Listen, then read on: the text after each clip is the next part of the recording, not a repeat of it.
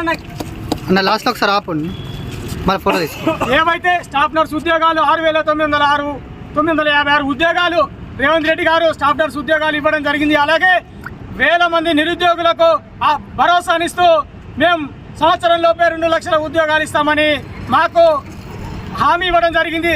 దాన్ని పురస్కరించుకొని ఇవాళ ఉస్మాన్ యూనివర్సిటీ ఆర్ట్స్ కాలేజ్ ముందు మా ముఖ్యమంత్రి రేవంత్ రెడ్డి గారికి పాలాభిషేకం చేయడం జరిగింది.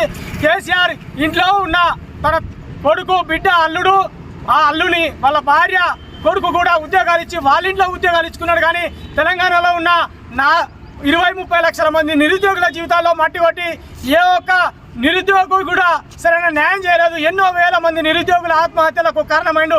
మొన్న బోడో సునీల్ కూడా సెల్ఫీ వీడియో పెట్టుకొని కాకతీయ యూనివర్సిటీలో ఉద్యోగాలు రాలేదు, నేను మనోక్షోభనకు గురై ఆత్మహత్య చేసుకుంటానని ఒక బోడో సునీల్ అనే ఒక గిరిజన విద్యార్థి నిరుద్యోగి ఆత్మహత్య చేసుకుంటా స్పందించని కేసీఆర్ ఇవాళ స్టాఫ్ నర్స్ ఉద్యోగాలు ఇస్తే హరీష్ రావు కల్లపల్లి కథలు చెప్తూ తన మాయమాటలతోటి మరోసారి తెలంగాణ సమాజాన్ని నిరుద్యోగులను మోసం చేయాలని చూస్తుండు.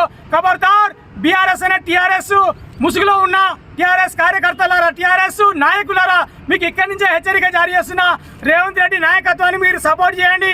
రేవంత్ రెడ్డి గారిని తప్పుడు ఆరోపణలతో మీరు విమర్శిస్తే మీకు తగిన బుద్ధి చెప్తామని హెచ్చరిస్తున్నాం. ఇకనైనా నిరుద్యోగులకు ఉద్యోగం ఇస్తాన్న కాంగ్రెస్ గవర్నమెంట్ని విమర్శించకండి. కాంగ్రెస్ గవర్నమెంట్ చేసే అభివృద్ధి పథకంలో భాగం పంచుకొని కాంగ్రెస్ ప్రభుత్వానికి మద్దతుగా నిలవాలని హెచ్చరిస్తున్నాం. జై రేవంత్ అన్న, రేవంత్ అన్న నాయకత్వం.